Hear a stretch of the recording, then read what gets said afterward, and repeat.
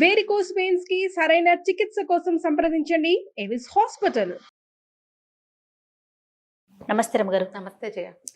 రమగారు, ఇంట్లో దేవుని మందిరంలో మనం శ్రీచక్రం పెట్టుకోవచ్చా? శ్రీచక్రం అంటే రెండు రకాలుగా ఉంటాయి జయ.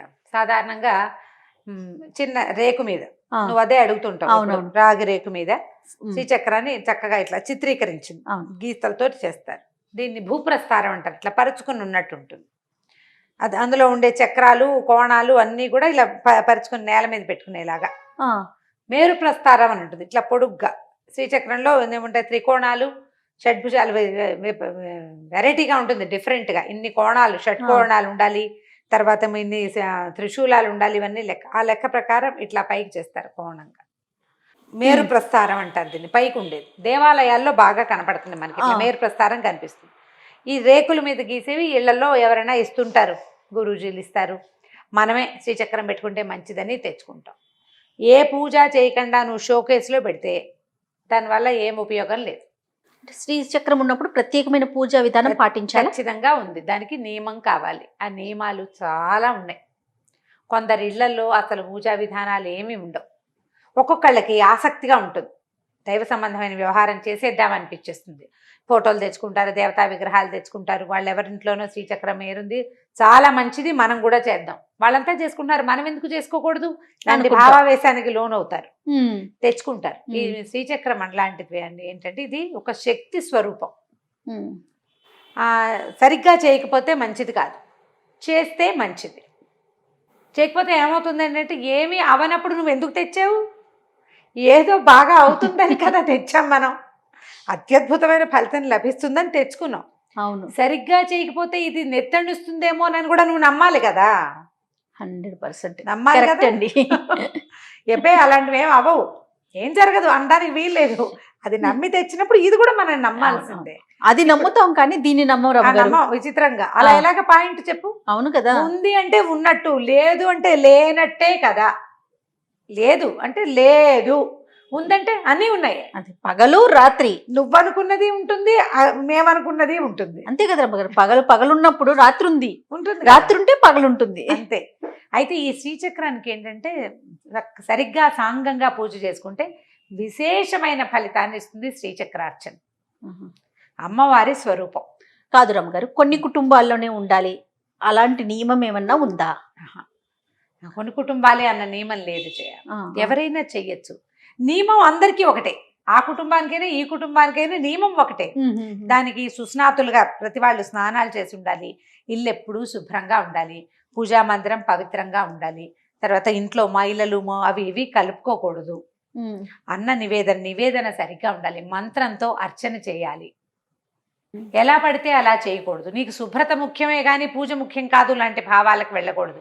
పూజ మంత్రపూతమైన అర్చన చాలా ఫలితాన్ని ఇస్తుంది. మనకు అవకాశం ఉండి నిత్యం ఒక అర్చకుడు వచ్చి మన ఇంట్లో అర్చన చేసి, మన ఇంట్లో మడి మైలా విధానాలు సరి అయిన పద్ధతిలో, దానికి ఏం చెప్పారో అది నేను చెప్పను, నేను చెప్పటల్లా, శ్రీచక్ర విధానానికి ఏం చేయాలని పెద్దలు చెప్తారో అవి పురోహితుడిని కనుక్కుని, పురోహితుడిని ఒక అర్చక స్వామిని కనుక్కుని ఏం చేయాలి ఎలా చేయాలి అని కనుక్కుని ఆ రకంగా మీరు పాటించగలిగితే చక్కని ఫలితం ఇస్తుంది శ్రీచక్రార్చన. అంటే శ్రీచక్రము అంటే ప్రపంచ శక్తి. అది ప్రపంచంలో ఉండే పాజిటివ్ ఎనర్జీ అంతా ఒక చోట ఇట్లా పోగు చేసి పెట్టినట్టు. దాన్ని పూజించడం మన అదృష్టం. జాగ్రత్తగా చేయాలి. నాకు ఇవాళ కుదిరింది చేస్తా, రేపొద్దున మానేస్తా అనకూడదు.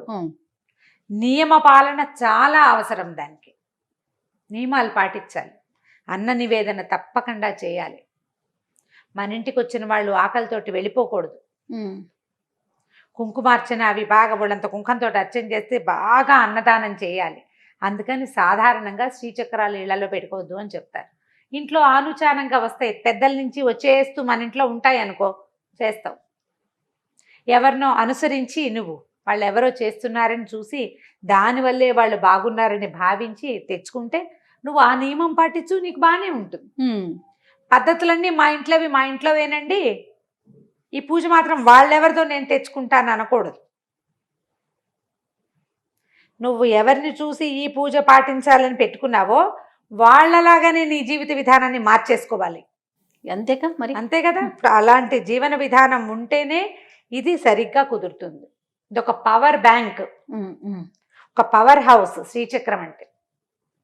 దాంతో అంటుముట్టు సరసాలు ఆడకూడదు, జాగ్రత్తగా చేయాలి. ఎంత భక్తి శ్రద్ధ నియమపాలన చేస్తావో అంతే ఫలితాన్ని అది నీకు ఇస్తుంది. మనం ఒక్కళ్ళం కాదు చేయ, మనతో పాటు ఉండే అంత సమూహం అందరూ ప్రభావితం అవుతారు దానివల్ల. ఒక పెద్ద జ్వాల అది, చుట్టూతా చాలా దూరం దాని వెచ్చదనం వస్తుంది, దాని ఎనర్జీ వస్తుంది.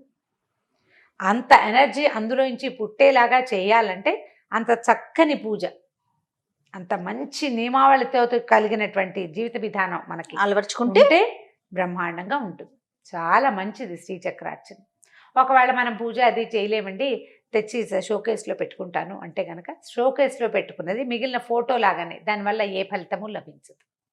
దాని శక్తి బలోపేతం చేయాలంటే, అందులో నుంచి పవర్ బయటికి రావాలంటే అర్చన ముఖ్యం. మనకి శక్తి ఉండి అవకాశం ఉండి అన్నీ చేయగలిగితే ఒక పురోహితుడిని నియమించుకుని రోజు వచ్చి అర్చన చేసేలాగా ఏర్పాటు చేసుకోండి, బెస్ట్. నియమం వాళ్ళు చెప్తారు మీకు, ఈ నియమాలు పాటించాలమ్మా అని, వాళ్ళు చెప్పినట్టుగా పాటించుకోండి. మీ శక్తిని బట్టి. ఇది అంత శక్తి లేదు, నువ్వే నియమపాలన చేయగలవు, పెట్టుకో. నీకు చెయ్యాలనుంది నియమం పాటించలేవు అయితే పెట్టుకోవద్దు. చిన్నది తీసుకో, అది చిన్న నియమం పెట్టుకో. సాధారణ పూజ చేసుకో, ప్రతిమను పెట్టుకో, ఏదైనా ఫోటో పెట్టుకుని పూజ చేసుకో, అది ఓకే. పెద్ద వాటికి వెళ్ళేటప్పుడు దానికి తగినట్టుగా మనం ఏర్పాటు చేసుకోవాలి. చేసుకుంటే మంచి ఫలితం లభిస్తుంది. శ్రీచక్రార్చన అమోఘమైన అర్చన.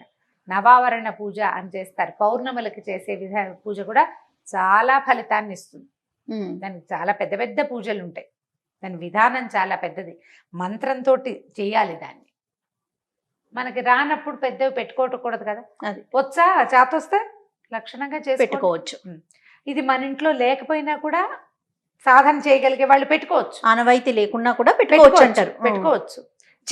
విధానం నువ్వు చేయవలసిన విధానాన్ని పాటించాలి. నువ్వు ఏ గురువు గారినైనా అడిగి, మనం ఏ గురువుని పాటిస్తున్నామో, మన పురోహితులు మనకే ఒక గురువు గారు ఉంటారు, వాళ్ళని అడిగి తెచ్చుకోవాలని ఉంది అంటే వాళ్ళు చెప్పిన విధానం ఏది ఉందో, మీ గురువు ఏది బోధిస్తే అదే విధానం.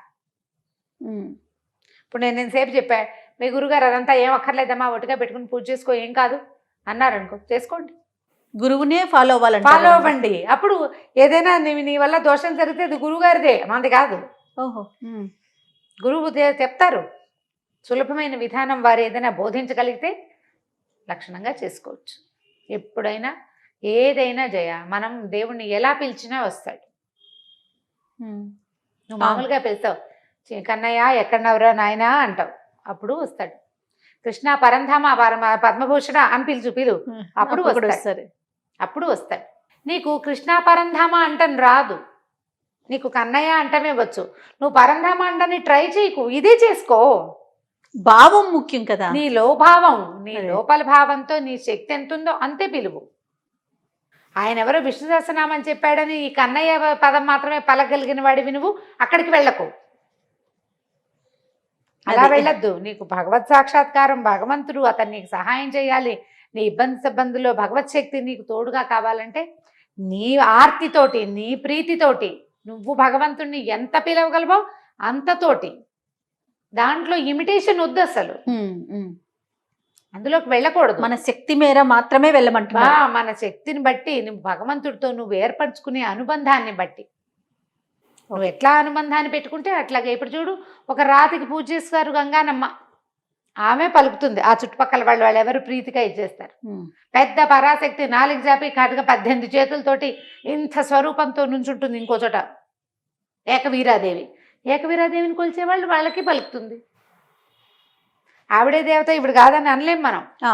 ఈ శక్తి వాళ్ళ అనుసంధానం ఎవడు దాంతో ఆవిడతోటి అటాచ్ అయ్యి ఉంటాడో వాళ్ళకి వస్తుంది. పెద్ద పెద్దవి చేసేసేయాలని అనుకోవద్దు, అవకాశం ఉంటే ఇలా ప్రయత్నం చేసి చూసుకోండి, అంతే. నమస్తే రమగారు. నమస్తే.